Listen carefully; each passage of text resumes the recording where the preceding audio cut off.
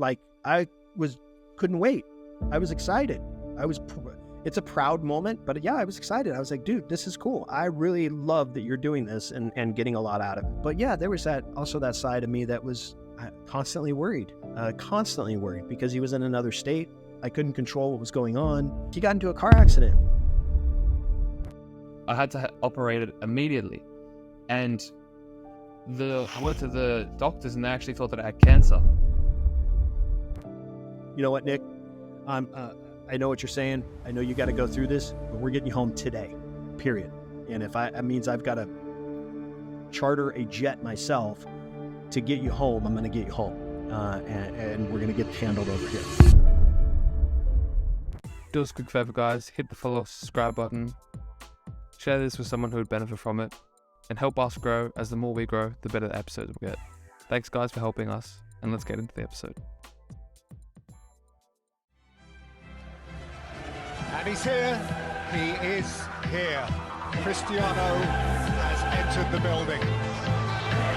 Welcome, wherever you are, to the Old Trafford Theatre. Welcome back to this episode of the SCULPTED Podcast, guys. Today, we are sitting down with Bryan Ward, who is also known as the Dad Up Podcast. And it's a privilege for us to be speaking with Bryan today.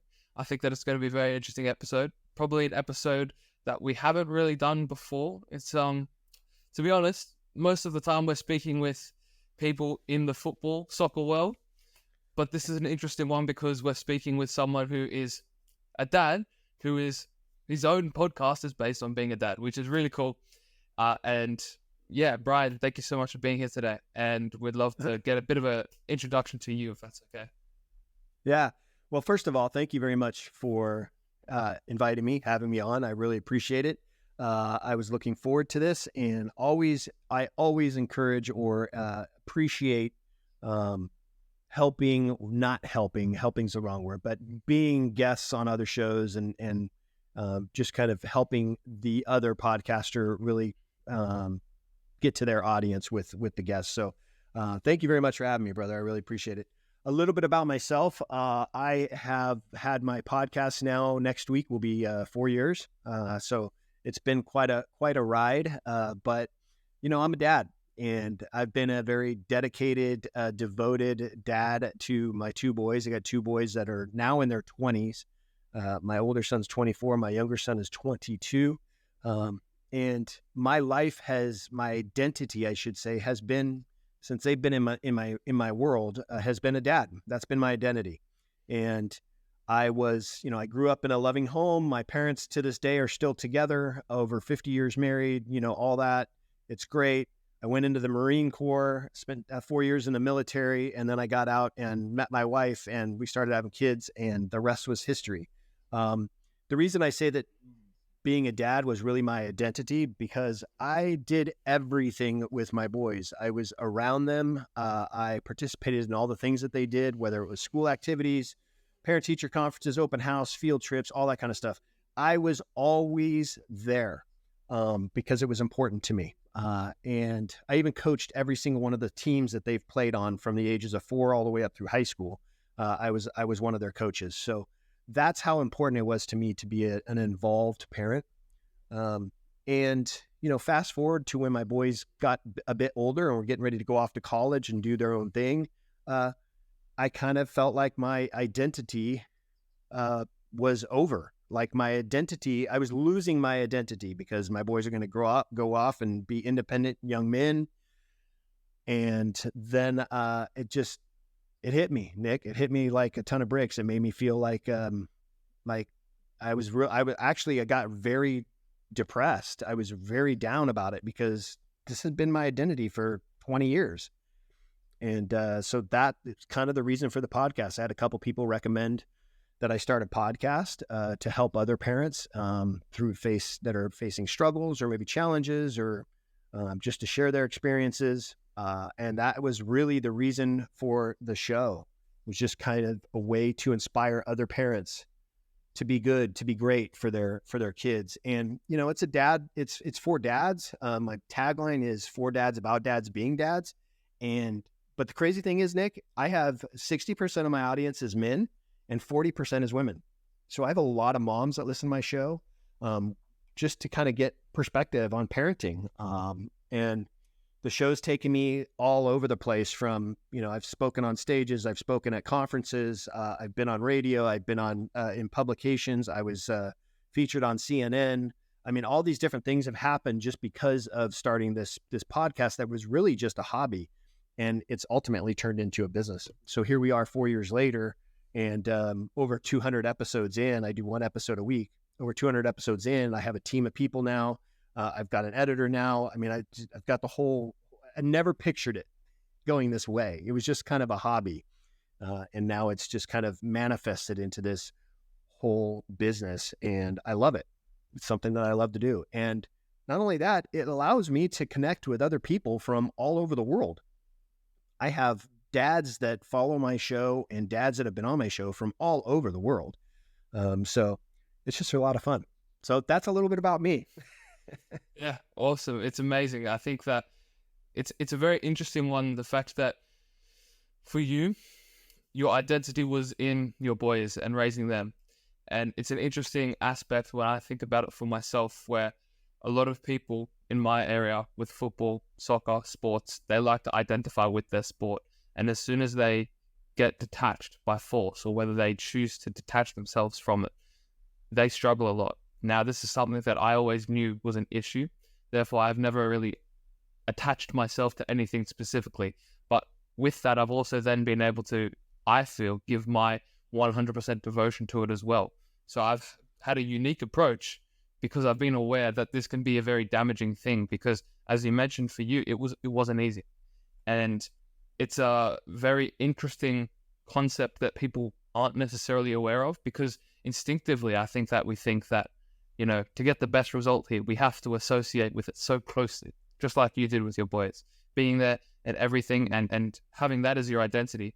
We naturally think that this is so important for us, although disassociating with it to a degree, or being okay with separation or anything like that, is also a reality that as humans we have to come with, because life always wins. That's something that's we can control, we can influence as much as we can, but at the end of the day, for me, for example, I had a recent health scare. This is even one reason why I'm heading back home. I couldn't control that. I could influence it as much as I can, right? Whether it's looking after myself better or whatever it is. But at the end of the day, I can only control so much of it. And the most of my control is actually my response and my reaction to it. So I'm excited to, speak a bit more about it, but let's get into the quick fire questions that I've got for you. Now, feel free to pass any of them, but we'll get into the first one. So what is the best piece of parenting advice that you have ever received? The best piece of parenting advice I ever received? Gosh, which one? They are all, I've gotten a lot of good parenting advice over the years. And one of the ones that I like to kind of fall back on a lot is that kids, and this is something that I learned very early on I wish I'd learned it earlier, but I learned it very early on in my podcasting years. But I had a guy that I was interviewing say to me that, kids spell love Time. And that hit me, because that is so true and so powerful, that kids don't need things, right? Tangible things to feel important or connected with their parent. They really need time with them. And it could be something as simple as riding in the car with them, going for a ride in the car with them, or just taking a walk in a park, or sitting down on the couch and reading a book. That time that they spend with their parents is so valuable, and that is their love. That's their way that they connect love with their parents. So kids spell love Time is one of the most profound things that a parent can just remember as they're raising kids, because it's true. It's absolutely true. Yeah, amazing. All right, the next question is, do you have a favorite family tradition? Do I have a favorite family tradition? Well, I don't know that I have a favorite family tradition, but my wife certainly has a family tradition that she has carried on, and I've just kind of adapted and grown to appreciate it. But it's it's right around the holidays, it's right around Christmas time, and she does the whole pajamas for Christmas Eve gift. So we have to have all the same pajamas every single year. It's like I said, it's something that those pajamas get worn once, and then that's it. So I think I've got like 47 pairs of pajamas that got worn once and haven't been used since. But that is a tradition that she has that I appreciate. I will give you one more, because as I say that, it brings up another one around the holidays, Christmas time.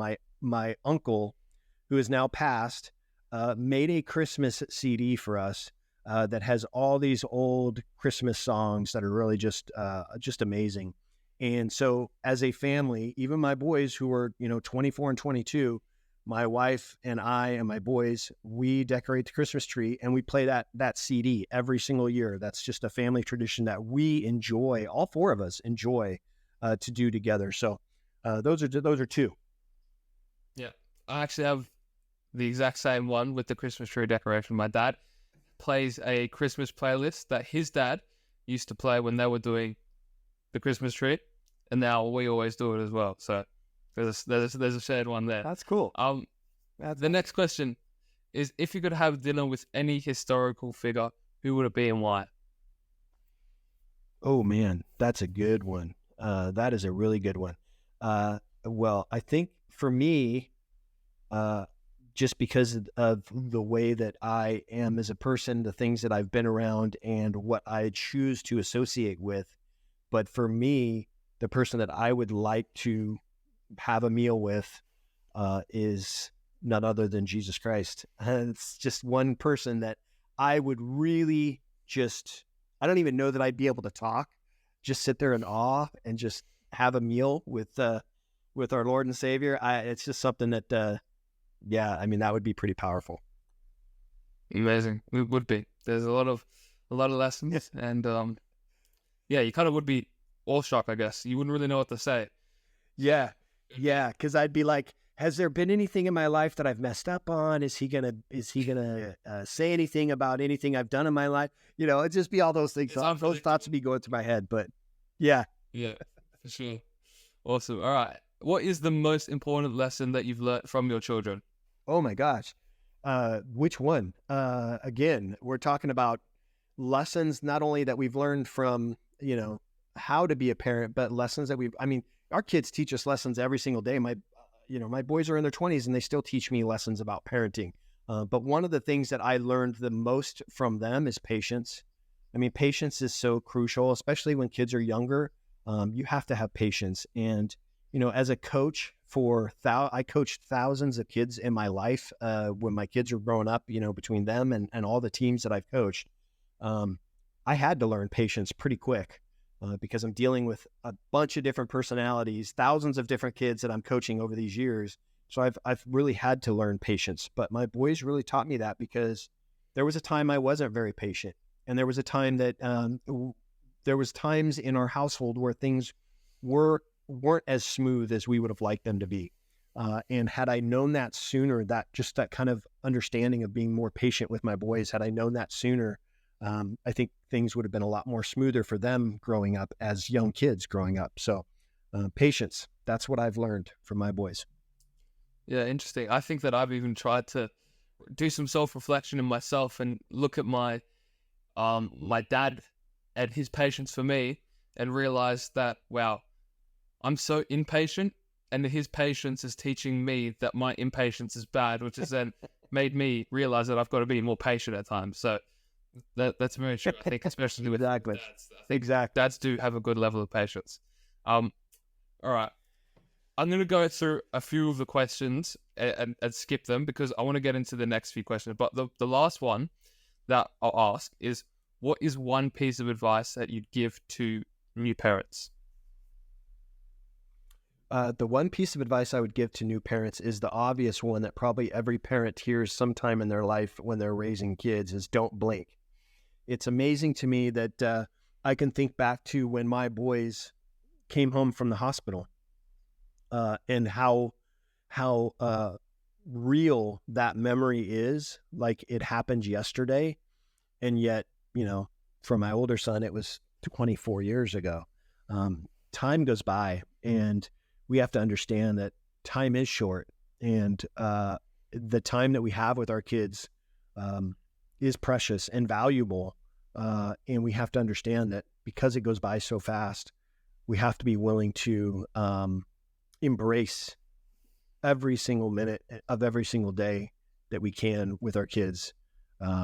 Because there'll be a day when, and I'm facing it, there'll be a day when your kids will be grown and off on their own and doing their own thing and living their own life. And if you don't appreciate the time that you spent with them, you're going to regret some of the struggles or some of the challenges, or regret some of the times that you didn't spend with them that you wish you could have back. So time is what I would tell parents. Don't blink, because it goes by fast. Yeah. Well, that kind of brings me into the next point, which is I want to ask you a little bit about your boys and them going off to college, because one episode that I listened of yours was talking about the time when the person who was actually interviewing you, or maybe you were interviewing them, you had a conversation about letting your kids go and leaving the nest. And that's something very prevalent in my own life. And I can tell you a little bit more after I want to hear about your story with your kids and them going off to college. What was that like for you? Because that's, from what I've gathered, a difficult thing for you when your identity is so wrapped in them. So what was that like? Was it emotional? Can you go into that a bit into depth? Yeah. My younger son is a senior in college right now, so he's actually away. My older son has since graduated college and works in sales in the corporate America, and he's doing very well for himself as a young man. But the time that they go off to college it's pretty powerful, because we're so used to our kids being around us and living in our homes, and we're essentially around them, all day, every night, every weekend. And then all of a sudden it's poof, it's gone, because they've gone off to college. It can be scary, not only for the parent, but also for the child. The child's going through these emotions, these anxious emotions of what to expect. What's it going to be like? There's that bit of excitement of living on their own and being away from mom and dad. But at the same time, there's a bit of that fear of, oh no, I am away from mom and dad. They're not here to help me at every minute that I may need help. They're not here to help me.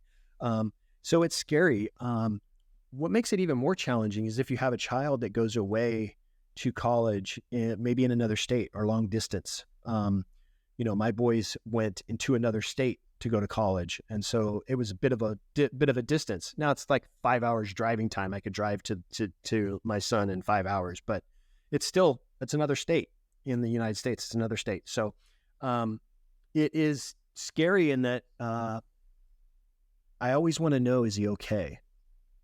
Even though he's a senior in college, he's 22 years old. I know he's got a good head on his shoulder. I know he knows what he's doing, but I always want to know if he's okay. And then if anything happens, how soon can I get to him if I need to? Those kind of worries happen for me in my life, with my boys being off, with my younger son now being off at college. But it is a scary, emotional time. I think dads probably have less of a struggle with it than moms do, because, especially when you're dealing with, boys, those are my wife's, my boys are my wife's, they're her babies. So when they're off at college, she tends to be a little bit more emotional about it. Dads kind of have a little proud sense to them, like, hey, yeah, my boy's off on his own. He's doing good, blah, blah, blah, so good for him, that kind of thing. But yeah, there's still that emotional sense behind it. And it is scary. So any parents that have kids like that are going through college or about to go off to college, it's okay. Everything's going to be okay. And as long as you have a good, solid foundation and a good, solid bond and relationship with them, it's going to be okay. Yeah, interesting. Now, one question that I have that popped up in my head as you were saying that was, you mentioned that it's scary for them as well.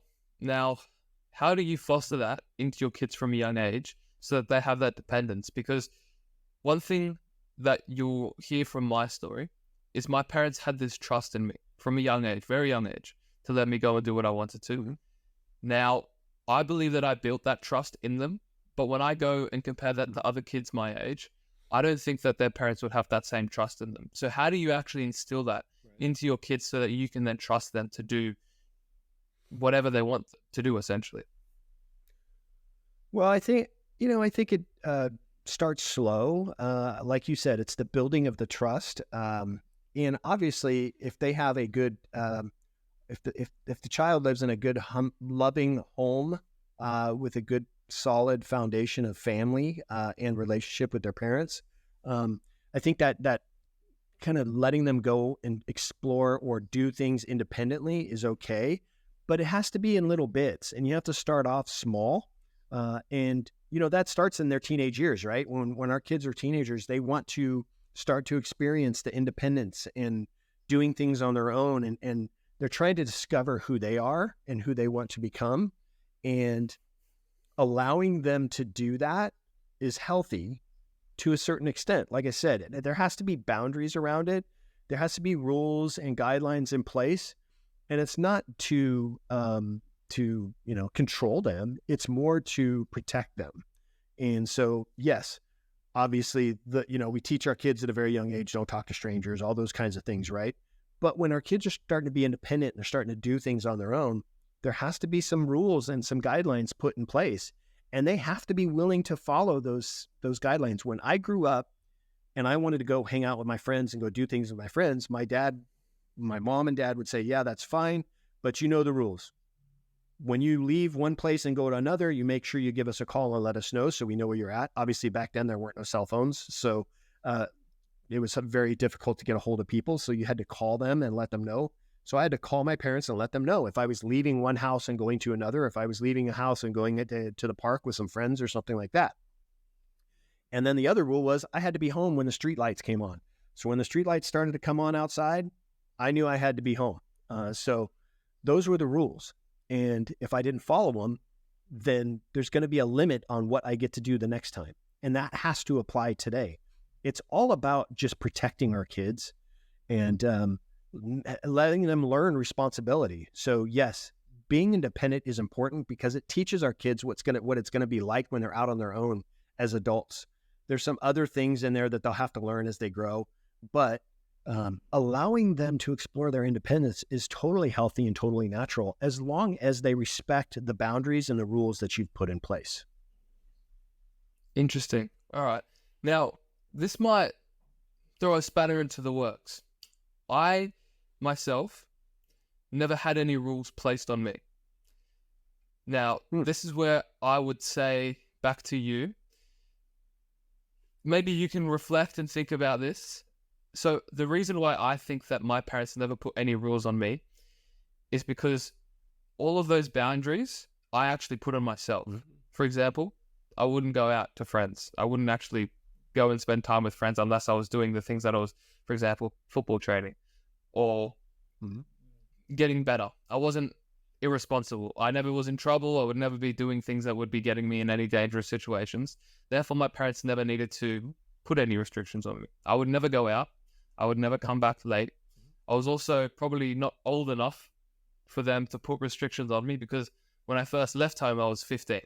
So that in itself kind of restricted me to go out. But then I'm living by myself at the age of 15. I can do whatever I want now because I'm 15 and I'm living by myself.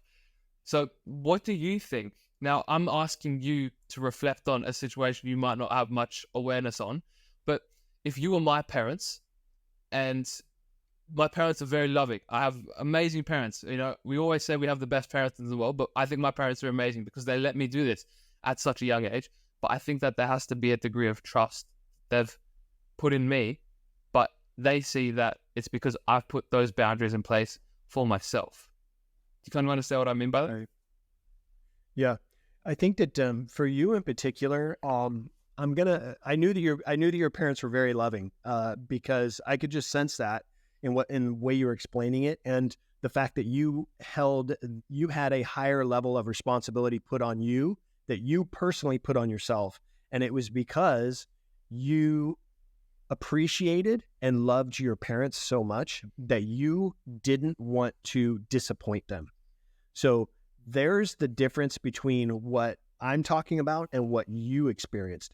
You experienced a sense of, you already were mature and had a sense of responsibility to yourself. And that's because of the way you were brought up. Your parents knew at a very young age, as you were growing up, that, yeah, we have a good kid here. He's a good boy. He's responsible. He's mature for his age.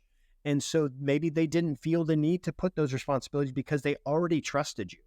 Number two is, you had such a profound love for your parents that you didn't want to disappoint them. You didn't want to have them worry about you. And so the way that you do that is making sure that you do what's right and you live your life right. And if you do that, you're always going to have that sense of proudness and appreciation from your parents. That's exactly why you did that. Yeah, I think that's a very good point. Now, the tricky thing is, right, is when I have this love for my parents, I don't want to disappoint them because I know that my dreams and everything are only able to happen because of them. But then also, then my dream is leaving them, which is counterintuitive. It's a very tough hurdle to get over, right? Because when my dream is so big and they're completely involved in that, they're letting me do that. But then the dream is actually me leaving them. That's a very, very tricky one to get around. And that kind of brings me to the next point, which is talking about the emotional roller coaster. Because for me, when I, go back home even for a holiday to Australia, I'm in Budapest right now. I've been living in Germany for the past year and a half. And then before that, I was in Germany again. It's crazy, right? And for you, you said that one of your boys were five hours away in the next state. It's maybe for you, I believe that the amount of hours it is for someone doesn't really matter. I think that just distance, full stop, it's the same. Whether it's 17,000 kilometers or whether it's 5,000, whether it's 500 kilometers. I think it's the separation. Correct. Doesn't have to do with the amount of kilometers. So how did you navigate the emotional terrain when we're discussing, leaving? I think times for us now are so different because we have this wonderful thing called the advancement of technology, and the way that we're able to stay connected with people that are you're completely in another country and we're sitting here having a conversation like we're in the same room together. So the fact that we're able to do that makes it so much easier for parents to allow their kids to go, to another state or to another country to fulfill their dream. And the other thing you have to keep in mind is they're adults. So yeah, it may be emotionally hard for you, but unfortunately, this is part of life. And this is part of what your job is as a parent. Your job as a parent is to raise productive human beings, to be productive members of society, to go off and essentially leave the nest to fulfill their life's calling or their life's goals or their dreams, whatever the case may be. So that day is going to come, whether it's when they're 18, whether it's when they're 15, or whether it's when they're 25, that day is going to come. So you just have to prepare for it, accept it, and appreciate it, and be proud that you raised, this is the way I looked at it. I'm proud of the fact that I raised boys that are good young men that, they, for the most part, they don't do wrong. They know what the difference between right and wrong. They respect authority. They respect the law. All those kinds of things apply. So I was at a more peace with, I don't like to say letting, because letting is not the right word, but I was more at peace with them going off and doing their own thing in another state, going to college. So it's all good. That stuff's going to come, but you just have to you just have to understand that technology is phenomenal. And my wife and I, my son's in another state and he's going through his senior year of college right now.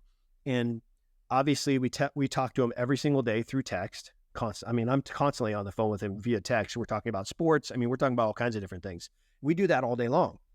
And then in the evening time, when my wife and I are together, we'll FaceTime with him and we'll sit there and chat with him like we're in the same room. It's so awesome. That's the cool thing about, technology. It's allowed us to have these close connections and relationships with our kids, even when they might be thousands of miles away.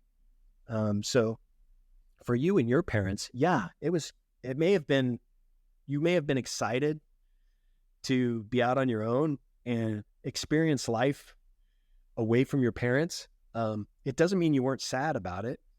It doesn't mean you weren't sad to leave your parents. Of course you were sad to leave your parents, but it was something that you wanted to do. You felt like, yes, this is what I was supposed to do. I'm supposed to go do these things in my life and figure myself out and figure out what I want to do with myself or with my life. And your parents have to accept that. And the more that they accept that, the better your relationship and their relationship with you will be. Period. Full stop.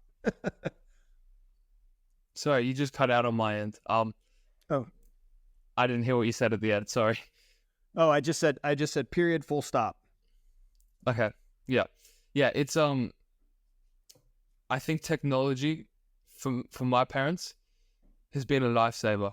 Like, it's been very important with keeping communication there. For my parents, it's very important communicating, of course. Just like you were saying, how you're constantly messaging your boys, right? And you want to, for me even, I want to know what my parents are doing. I want to know what's happening with my sister. I want to know all these things, right? For me, it's difficult. I have the time difference. I've got a 10-hour time difference, which makes it even harder because I only have maybe the morning to speak to them, right? Right. I think that it would be much easier and maybe less arguments would happen if it was a shared time zone, because we're both able to, have dinner together and we're all relaxing. But their downtime is my busy time. And this is something that always clashes and it makes it tough. It's annoying. For me, it's annoying. For them, it's annoying because they don't get the best version of me. And it's difficult. It's difficult. And this kind of brings me on to the next question that I've got, which is, do you think that distance can actually grow love? Because for me, I actually think that my relationship with my parents got better through the trust, through the distance. And maybe that's just a natural progression that happens over time, right? If I'm comparing myself and my relationship with my parents at the age of 15 and the age of 19, I think naturally the relationship's going to, progress in a good way, considering it was always there. But do you think that the distance in itself can also generate an appreciation? Because for me, I think that it did generate this appreciation and humanization of the parents that maybe I didn't have prior. Yeah, I think it can go, honestly, Nick, I think it can go both ways. I think that sense of appreciation and love can grow and become stronger because you realize it's like that kind of thing. You don't realize what you have until it's gone. That kind of approach that's like, hey, I was around my parents basically 24/7, and now I'm separated from them and I miss them so much. It makes my love for them even, more powerful or stronger. But at the same time, it can have the opposite effect. You could have an amazing relationship with your parents, or a parent can have amazing relationship with their kid, but the second they go off and they're on their own, and the kid is not as responsive, the child is, maybe getting into trouble or not responding to texts. I mean, that bond or that relationship could actually start to get corrupted because of the distance that there is between, the child and the parent. The parent will always love the child. I don't know. There will always be that deep love both ways, the parent and the child. But the parent will always love the child. I don't know that if the relationship was broken down due to distance, I don't know that the child would always love the parent. And that's okay. That's not something that can't be fixed. That can be fixed. But for you in particular, you had this sense of so much love and appreciation for your folks, for your parents, that when you did leave, it made you appreciate them even more. It made you appreciate the sacrifices they made for you that much more, it just made them do that. So, it can go both ways, Nick, for sure. Yeah, definitely. Now, one thing that you mentioned at the beginning in the quick fire questions was Jesus. Now, that brings me on to a question that I have for you is, if I'm assuming that you're religious, is that correct? Mm-hmm. Yes. Now, what and how much of a role did that have in dealing with all of these, I can't say issues, but things that arise with the difficulties of being separated from your kids? Because for me, it was one of the biggest assets that I had in my corner was my faith and my religion. Mm-hmm. And I think that that's the exact same for my parents as well. So was that something that was very prevalent in you as well? Yeah, absolutely. I think that anytime, at the end of the day, listen, let me just say this. I grew up in a household that wasn't very religious. My mom grew up Catholic, but she never went to church a day in her life. My dad did not have a religion when he grew up. He didn't even know, to this day, he doesn't even know if Jesus exists. So he's kind of on that, he kind of falls on that line. But for me, I grew up with parents like that. And because of the friends that I hung out with as a kid, all the friends that I hung out with as a kid went to church. All of them. They all had church that they went to every weekend. And so for me, I was exposed to the relationship with Jesus and the church from my friends, not from my parents, believe it or not. And I got that experience not because I wanted it, and I say this, I'm just being candid, not because I wanted that experience or that relationship. I merely wanted to hang out with my friends.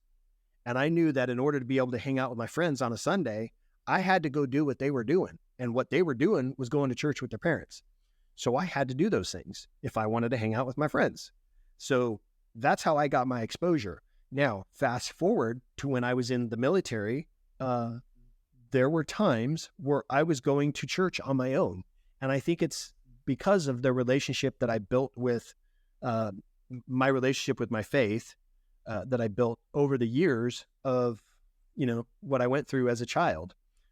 When my wife grew up, she grew up Catholic. And when we started having kids, that was a very important part of our life, was having our boys have the relationship with their with our Heavenly Father. And so when we had kids, we wanted to make sure that relationship was strong. And how did we do that? We just made sure that my wife and I took our boys to church and got that experience of praying and reading the Bible at a very young age. Now, here you are, fast forward to when our boys are now adults, and my son is a senior in college. He goes off to college. He's still going to church on his own. My wife and I went to visit him a couple weekends back for the weekend, and he took us to his church that he goes to on his own. We don't ask him to go to church. He goes to church on his own, which is because of the relationship that he built with Jesus and because of our influence and how he was raised. That's why he is the way he is today. Now, going back to what you were saying in your question, yes, the challenging times are when we really should be leaning into our faith and praying and relying on our Heavenly Father constantly. But it seems like a lot of people, that when they're going through tough times, that's when they try to pray. That's when they try to ask Jesus for help, is when they're really struggling with something. Well, you should be doing that all the time. But to answer your question, yeah, of course I made sure my wife and I were praying over our boys when they were away. we made sure that we were asking our Lord to help us get us through the struggles of the emotional challenge and struggle that we're going through with having our boys away. Of course, that was part of our everyday life, and I'm a firm believer in that's what helped us stay positive and confident and trusting in our boys, doing the things that they need to do away from home, away from us. So, yeah, it was a very important part of our lives. Yeah, amazing. Yeah. I know I answered a long. I went long about way of answering your question, but no, I really liked actually the point where you mentioned that your son took you to his church. I think that's really cool because you can see that he's actually taken accountability for it, right? If I was you in that situation, I'd be smiling. I'd be like, I did something good here, Oh, it's a sense of accomplishment. Oh, Nick, I'm telling you right now, knowing that my son goes to church on Sunday with a couple of his buddies from school, and it's crazy. This little church that they go to, it's in a little strip mall kind of place in the state. They're in Arizona, where he goes to school, and 80% of the members that go to the church there are students of the school that he goes to. So it's really cool to see the environment he's in, but he goes every single Sunday. And on top of that, he goes to a men's Bible study group on Wednesdays. So it's really cool that he's doing those things. I mean, last night I tried to text him. Actually, I tried to FaceTime him last night and he didn't answer. And it was unusual. So I said to my wife, oh, Brett's, he's obviously busy or he's got something going on. She goes, no, he's at Bible study. I go, oh yeah, that's right. I forgot. So he does those things on his own. And yes, the day that we went to visit him, the weekend that we went to visit him, and he said, hey, I hope you guys don't mind, but I would like to take you guys to show you guys my church that I go to every Sunday. I was like, couldn't wait. I was excited. It's a proud moment, but yeah, I was excited. I was like, dude, this is cool. I really love that you're doing this and getting a lot out of it. So. Yeah, that's amazing. Very, very cool. I think that for me, and I think about it with my parents as well, I think the best way to I would say it's very rewarding as a parent to see that.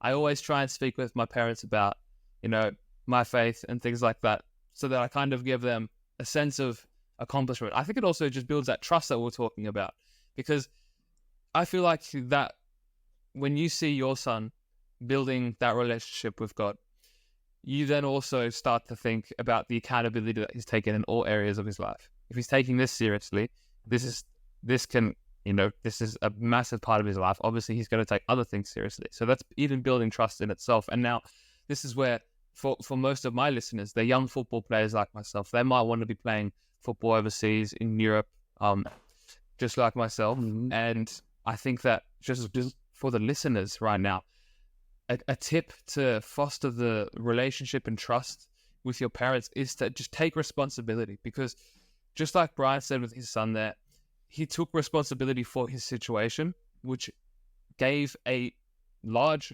sense of trust. And it's very rewarding. And when your parents are able to see that, okay, he's taking accountability here and there, then that trust will help actually let the kids chase their dreams and, take the next step in their life. And that's a very important thing, because if we don't have that trust from our parents reciprocated, then our parents can hold us back potentially, or our parents could just not really give too much of a damn about us, and we just go under the radar. We don't take things too seriously, and it's just not the best way of doing it. Which this also brings me on to the next question that I've got for you, Bryan, which is, you mentioned that there was a 4-year age difference between your boys, was it? Yeah, two. So my older son's 24, my older son will be 25 at the end of November. My younger son just turned 22 about a month ago. See, 3. Well, oh no, wait, 3 years? Yeah, 2.5. Yeah, 2.5. Yeah, like that. Yeah. Okay, so when your first son went off to college, I would assume this would have been your hardest one, because I don't, from what our conversation is saying, it didn't seem like you were too prepared for this. But obviously, your second son, he went off to college afterwards. And I would assume that your preparation would have been better. And I may be wrong. Maybe it was the exact same. Maybe it was worse. I don't know. If you could go into that a little bit more, and maybe telling the listeners, for example, what you actually did to either adjust, improve, or keep it the exact same, whatever that preparation looked like. What was that? Yeah. My situation was a little different in that my older son, you're absolutely right. When my older son went off to college, that was probably more challenging and more scary and more, I don't know if scary is the right word, but I guess I'll use it. For me as a parent and for my wife as well, that, hey, it's our first child. He's going off on his own, and we have to accept that, yeah, this is how it works. This is how life happens. I mean, they grow up and they're supposed to go out and do what they're supposed to do. Now, for me as a dad, I have that sense of proudness and that sense of, hey, this is what he's supposed to do. I did what I was supposed to do as a dad. I raised him and made him who he is and helped him to understand responsibility and be mature. And now he's going to go prove himself by doing it. So there was that sense of proudness in me. But yeah, there was also that side of me that was constantly worried because he was in another state. I couldn't control what was going on. He got into a car accident when he was over in there. And it was a pretty bad car accident. And it was a scary time because he called me up, and it was in the middle of the day. He called me up, and he's still in the car when he called me, and he's screaming on the phone because he had basically been T-boned by another car. And so he was panicked, and he'd never been through anything like that before. So for me, I mean, imagine a parent picking up the phone and hearing your child screaming that they just got into a serious car accident and you're 5 hours away from them. Now what do I do? Right? So that level, I mean, there's that side of it. That's scary. There's that side of it. I mean, he was all right. Everything worked out to be okay. My wife and I got to him like right away. Everything worked out, but there's that side of it. So yeah, the first one was really tough. When my second son went to college, his experience was a little different because he played college basketball. And so he had a scholarship to play in college. And the school that he was going to play at was actually only 20 minutes from my house. So he was 20 minutes away. So his experience for us was really cool because we know he's 20 minutes away, and he can come home in the evening time and have dinner with us, or he can come home for the weekend and hang out with us, or we can go just pop over and just say hi because he's 20 minutes away. So it made it very easy for us to have him go off to college and do his thing. But after 2 years of playing college basketball, he got burned out and didn't want to play college basketball anymore. He wanted to just kind of, pursue other things, and he wasn't fired up about it anymore. And because of that, I told him, I said, you're going to lose your scholarship, which means now I can't afford to send you to that school. So we're going to have to switch your schools. And that's why he's in Arizona now. He's going to the same school that my older son went to. So when that transition happened, I think because of all the stuff that we had gone through with my older son going through 4 years of being, in another state, but the fact that he only had to spend 2 years in Arizona, my younger son only spent 2 years in Arizona. He's there for his senior year right now, so it's his last year, made it a little bit easier because he's only there for 2 years, not 4. So, yeah, I mean, I hope I answered your question, but it was much, much easier for my second son when he was going off to college. Yeah, for sure. All right. Yeah, I think it's never an easy thing, right? It's always going to be different challenges and different obstacles. And you mentioned how, I guess, with your first son and the incident that happened with him, it's scary. Mm-hmm. And I can tell you a little bit about the scare that I had, because it's I think that when there is, you're away for so long, there's gonna be a scare. There's always going to be a scare because, for example, I've been away for a year and a half. If I was back home with my parents, there's going to be a scare there as well. So the likelihood of me having a scare by myself, alone in another country, is actually higher because I don't have that safety. I'm doing things on my own. I'm paying for everything myself. Maybe I have to skip out here and there a few times on, accommodation. It can be scary. I've had a few close calls. One time I was in Frankfurt, Germany, and there was a gunman on the loose, and he's running around the hotel. And I'm just in my room waiting to get confirmation that I can even leave the hotel room to go to my trial with one of the biggest teams in Germany. And I'm there just waiting, hoping that I can actually leave this place. And my parents, I didn't even tell my parents because I was like, if I tell my parents this right now, Right. they're going to say, Right. you need to stay in this hotel, never stay in that hotel again, and I'm going to have to pay 20 times more the price. So I was like, okay, I'm only going to tell them afterwards because I don't want to even put them through that amount of stress. But then the other scary incident is the most scary one you could probably have whilst you're overseas by yourself, which is I went to the doctors and they actually thought that I had cancer. So I had to get operated immediately. And again, that's such a difficult phone call to make to your parents. I dreaded it. I'm thinking, before the appointment, I'm thinking, how am I going to do this? Because I had this instinct that it was cancer. I always believed that it was cancer.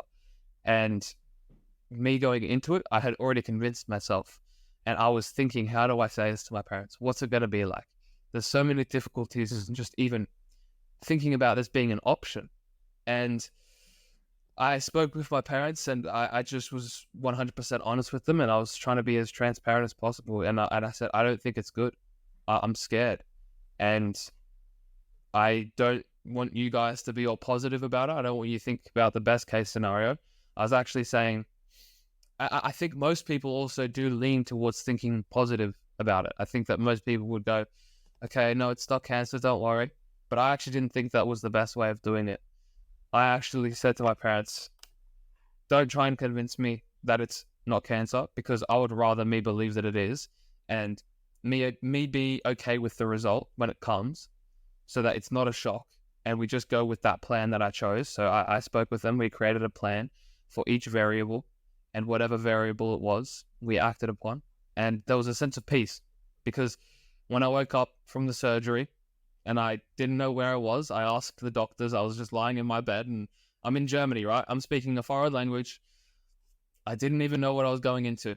And I wake up and I'm just looking around and I'm like, where am I? I was so confused. And I just knew that, okay, whatever happens, I can't control, but I can control my response. I've gone with my family. I've gone through the variables, and whatever happens, I'm in control of. But that's a very difficult thing for my parents to go through, because they've got less control than me, because I can at least control what I do after the surgery, but they can't control what I do after the surgery, right? For example, if I was to stay in Germany and the surgery result was really bad, which thankfully it wasn't, they don't have control. I could have stayed in Germany even if it was really bad. I could have gone against their will. But we had the plan in place. I hope that I gave them enough trust in me to be, let's say, wise about it. It wasn't easy. There were a lot of different situations. Like, I was contemplating going to England to do the surgery, because Australia and England have a much better healthcare system. Also, they speak English there, right? I still don't even know if I'm actually able to play football, because I'm going off my own research, because I can't see a doctor. I just moved to Budapest. So now I'm in a different country. There's all these different things, and it really throws a spatter in the works for the parents. So even that, right? And as I mentioned to you just before we started recording, I've actually made the decision to return back to Australia because of, not because of the injury itself, but because of what that injury led to. The plan that I had didn't come to fruition because the injury was worse than I thought, even though it was the good scenario. I didn't have cancer. But that kind of, it's the control. As a parent, What do you think you would do in that situation? If you could give any advice, even to my parents who are listening, potentially, how would you be in that situation when you can't control anything? Yeah. Well, I'm sorry that you went through that experience, especially alone. I can imagine the fear and just the anxiety and stress that you must have went through just having that experience alone. For me, I mean, in that situation, I probably would have made the decision to get you home, to either get you to another country or get you home to where I would have much better control over what the doctors are saying and doing because of, I'm an adult, right? I mean, you're an adult, obviously, but I've got a lot more life experience than you. And so I've had a lot more surgeries than you. I know, how to talk to doctors, the things that we need to say. And, a young man like you might not have that experience or know what to do or say, or you just kind of have to accept what the doctors tell you and go along with it. Well, that might not be the best approach. Right. So that's not necessarily the best approach. And as a parent, and this isn't, I mean, your parents did the best that they can do in the situation that they were in. And the approach that they took is obviously was the appropriate approach for you guys. For me, I would have been, nope, you're not doing that there. You're not doing it without us. We're getting you home immediately. I'm putting you on the next flight. You're coming home and we're going to go see doctors here that I know that are in our area. That kind of situation probably would have happened for me. If my sons were going through that situation, that's what I would have done. And that's just my own personal opinion. Like I said, your parents did the best they could do. What they did is not necessarily saying what they did was wrong. I'm just saying what I would have done was what, just telling you, nope, you know what, Nick, I know what you're saying. I know you got to go through this, but we're getting you home today, period.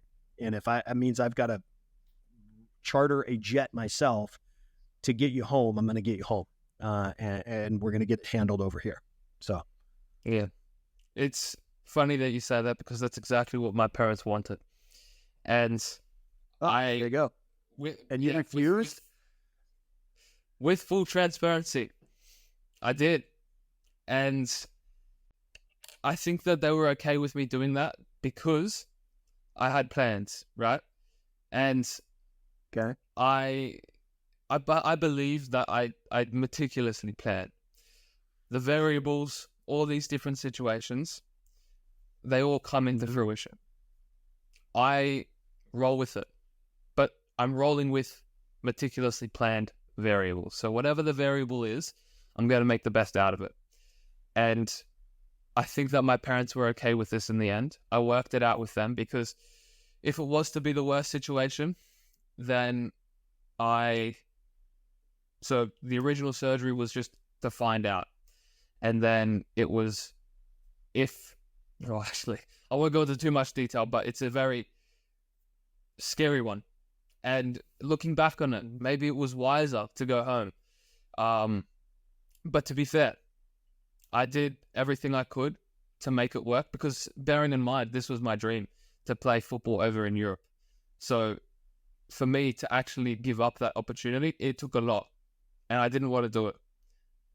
I think most people would have gone back home, but I also pride myself in not doing that.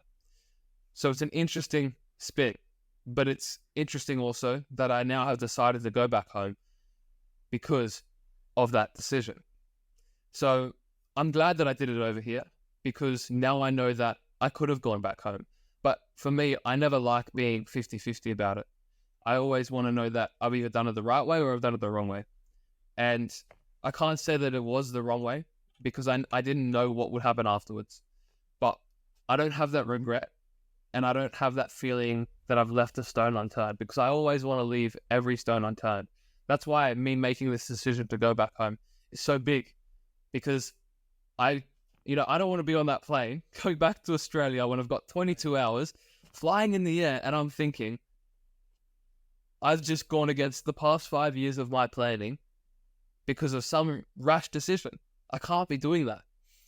So when I'm so focused on making the most and being in control of my situation, I have to take into account for all of these possible variables. So having that control over the situation, no matter what it is, it's difficult, but I believe that the reason why my parents were okay with me going against what they wanted was because they saw that. Because eventually they agreed with me after a lot of convincing, Brian. Let me tell you, it was a lot of phone calls. And I was just trying to get them to realize that, okay, whatever happens, I'm in control. We know the variables, but I'm going to make the best out of it. And thankfully, I did have time because, for example, with your son in the car crash, you didn't have time. That's a scary one. With cancer, I had a bit of time. I had it, 2 weeks to get back home. That's not a problem. A car crash can be much worse.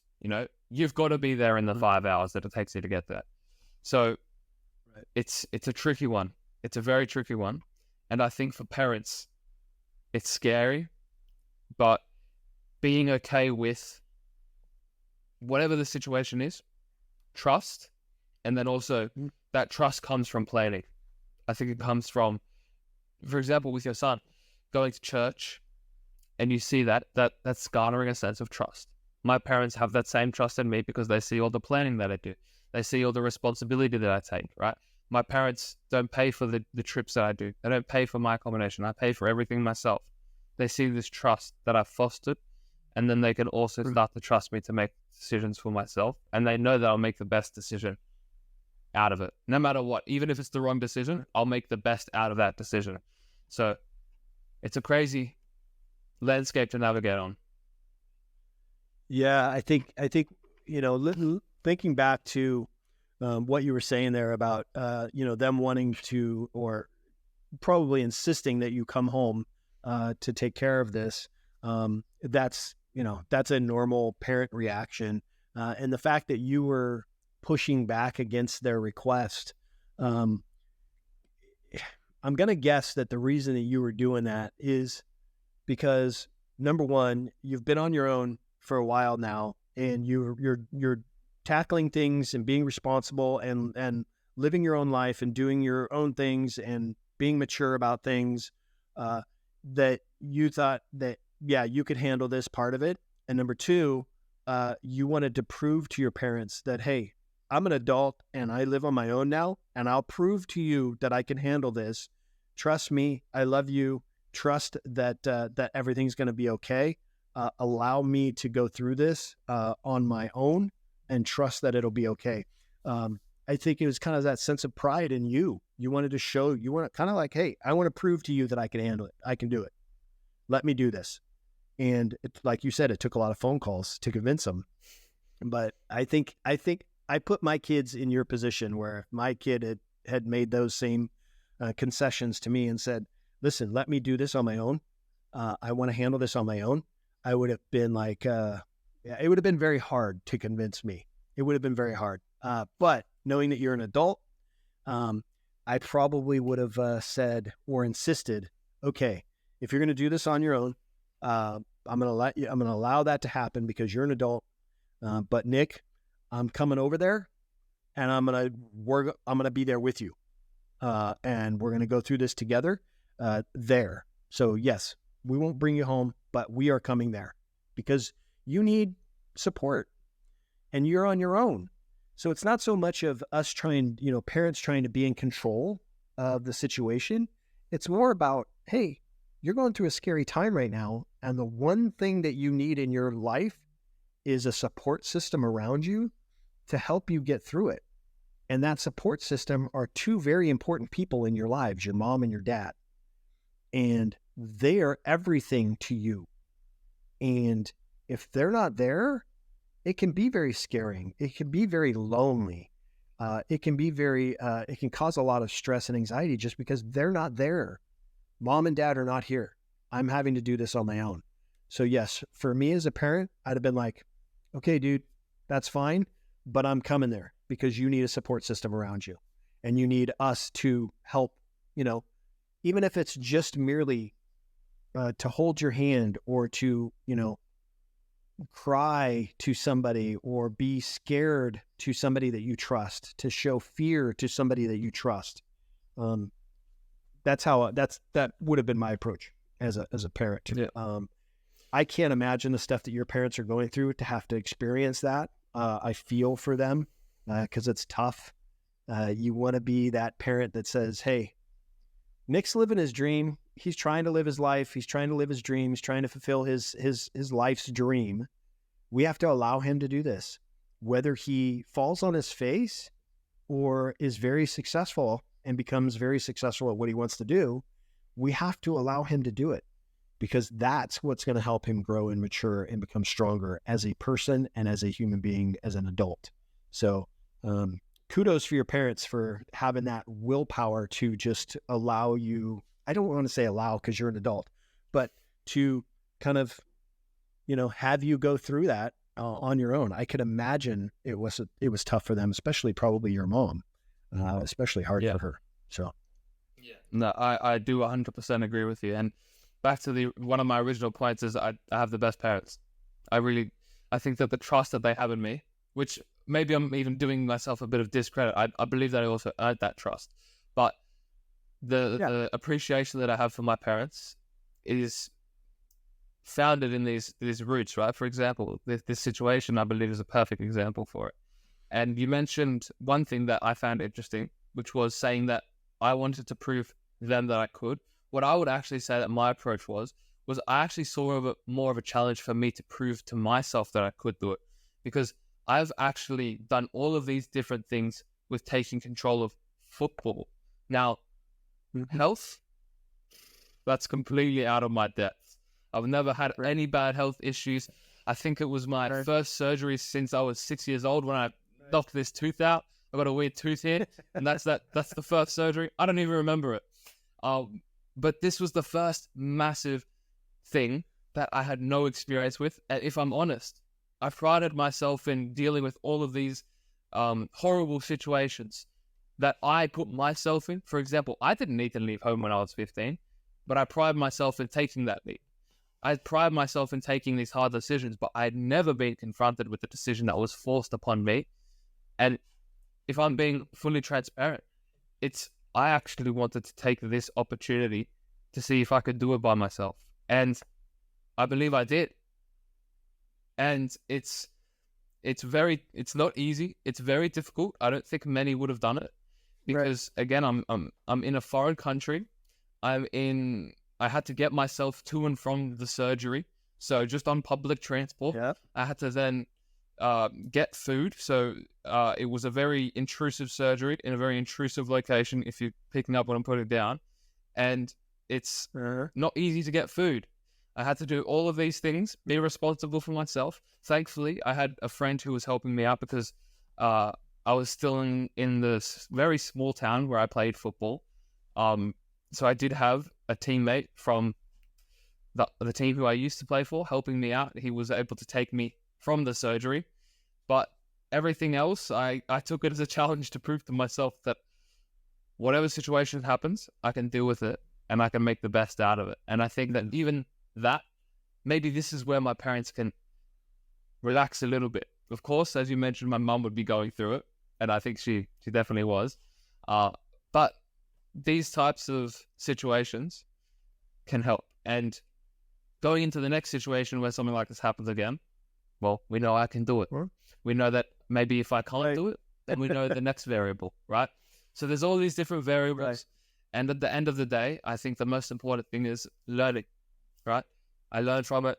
Yeah. I move on and we just improve. Yeah.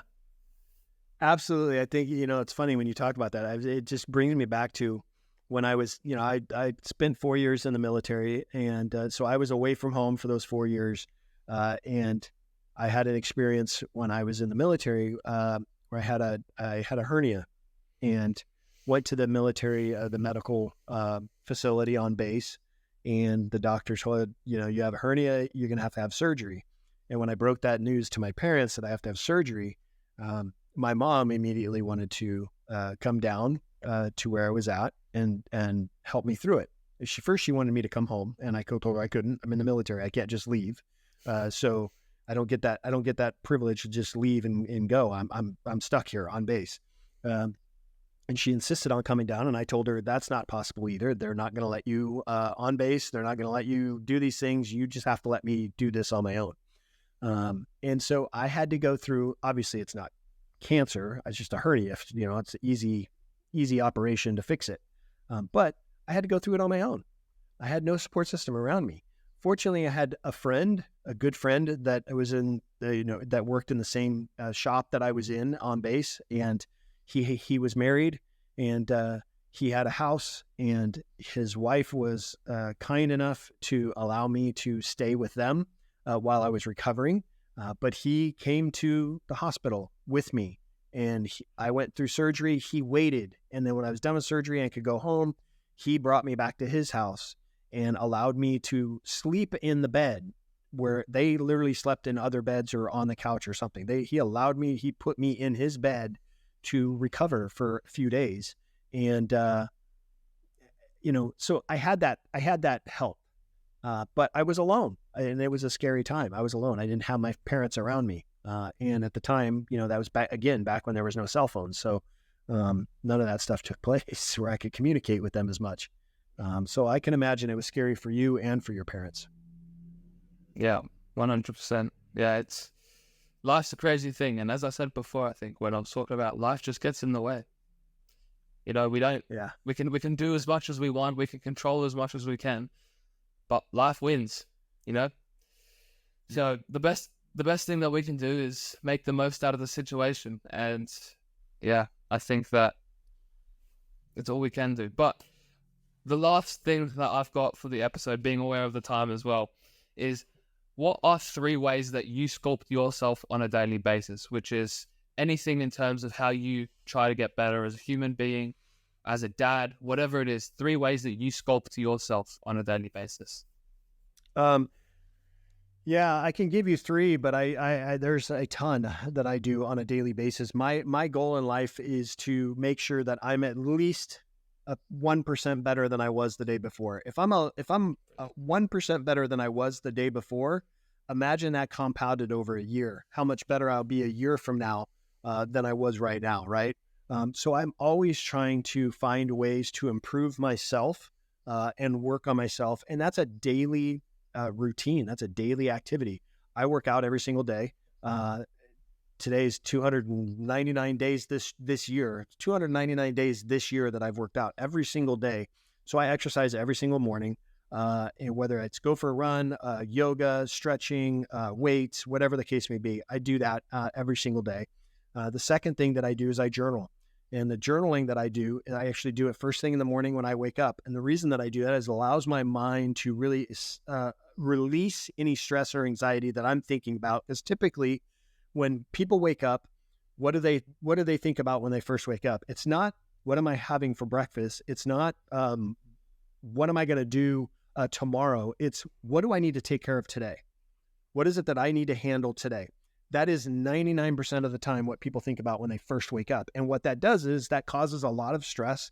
It causes a lot of, not panic, but it can cause panic, but it causes a lot of anxiety. And so I'm a firm believer in journaling. So when I first wake up and those thoughts are starting to come into my head, when I'm opening my eyes, I grab my notebook, and I literally have like 3 or 4 notebooks. Here's one of them right here that I keep right with me. I have one on my nightstand. I have one that I take with me during the day when I'm gone during the day. I have one here in my studio. I mean, they're all over the place. And because I want to be able to get these thoughts out of my head and on a paper so that I can focus on the things that I need to focus on. So that's the reason why I journal first thing in the morning when I wake up, get the thoughts out on paper so I can move on with my day and I'm not constantly thinking about that stuff. So that's the second thing. The third thing that I do is I'm absolutely a firm believer in reading. I have to make sure that I'm reading something to help me get better as a human being. And I've got just laundry list of books that I'm going through right now. One of them is, I've got 2 books right here that I'm reading. One of them is the Maxwell Bible that I'm going through. You can see all the little tabs and everything there. And then the other one that my wife and I actually read together every single night is Love and Respect. And this helps us work on our relationship as a couple. So these are two things that I do, or those are two books that I'm just reading right now. But yeah, reading, working out, and journaling, those are the three things that I do every single day to make me make sure that I'm getting better each and every day. Amazing. I love the point about the 1% better every single day. It's quite cool. The project that I'm working on at the moment, which is called the Sculpted app, is focusing on this. It's talking about the sculpting score. So you have 10 trackers where you're essentially grading yourself on a, let's say, a scale, and 100% being, the highest level you can get for that day, and you're sculpting. And then for every single day that you're accumulating, getting above 80% of your sculpting score, this then follows into a streak, and this goes and compounds over time, so that the amount of points that you get, then you get more and more points for more and more days, so that you become more and more efficient. You're able to track it. And then the other thing that I'm doing, this is new for the listeners as well, by the way, which is why I'm quite excited here, is that we're then incentivizing people to do this. So, for example, the thing that I'm working on at the moment, aside from the app, is sculpted sneakers and the clothing line. So I'm doing all of these specific things to incentivize people to work harder and to be smarter. So I really like the phrase work harder and smarter. I don't think anyone really is known for saying that, but I'm going to claim it. Right. And that's what sculpting is. And yeah, I like the point when you're talking about the compound effects, because you're right. It is a compound effect when you are getting better and better every single day. You said day 299, that's your streak, right? If we're thinking about that 1% at the beginning of the year, maybe that 1% is now 3%. And you're improving 3% every day now, that compound, well, over, let's say, a lifetime, the improvement level is ridiculous. What one good day for me might look like could be 20 minutes for you. It's crazy, right? So there's so many cool the compound effects is... Yeah, the compound, I didn't mean to cut you off. The compound effect is think about it this way. It doesn't have to be 1%. Maybe it's just a little bit. Maybe it's less than 1%. It's just a little bit better than I was yesterday, right? Imagine that compounding over a year, but let's take it a step further. A lot of people don't think about a year in advance. Maybe a lot of people think 30 days in advance. Okay, well, think about 30 days from now. If you're just focusing on getting 1% better each day, and 30 days from now, how much better you'll be than you were right now at this very minute. Think about, what if you didn't do that? Okay, so now I'm not focusing on getting 1% better every day. I'm not going to focus on trying to get better every day. I'm just going to focus on living, right? Well, now 30 days from now, you're still in the same boat you were in. But had you focused on getting just a little bit better each day, or 1% better each day, imagine how much further you'll be better. Imagine how much further you'll be 30 days from now. So it's crazy. Time goes by fast, and 30 days is 30 days. I just pulled up a statistic for you that I recently researched. So this is based off the app that I'm developing. So if you are doing a very basic level, let's say living, I call these revival days, and then anything below a 50% sculpting score is a revival day. Anything between 51% and 79% is your maintenance days. So I would call those types of days where you're just living, those are maintenance days. So the difference between someone who is getting a maintenance day with no streak, let's say, the difference between that, where there's no streak involved, right? It's just inconsistent work, maintenance, sculpting, maybe a revival day here and there. If we're comparing that to someone who is doing it just a little bit better, right? We're talking about that 0.01%. The difference in CP, which is the term that I have for the Sculpted app, which is called crafting points. So 1% every single day is equal to 1 CP. So if you're doing it at a very low level, and here, there, and everywhere, at the end of the year, you could have 86,000 CP, and this is a very low level. Now, if you're doing it just a little bit better, the compound effect gives you 40,000 more CP. Could be 120,000 by the end of the year. This is at the end of 5 years. My apologies. At the end of the 5-year difference, is 40,000. So that's 1.5. So 120,000. So that's 1.5%, 1.5 times better just by doing a little bit extra. That's crazy. And I know what I think. And the thing is I understand that. I understand that concept. I understand that way of thinking. I get that. Totally live by it. Totally understand it. Totally want to be in that, kind of that mindset. But unfortunately, majority of the population doesn't think like that. Majority of the population is just living. Majority of the population is just trying to get by.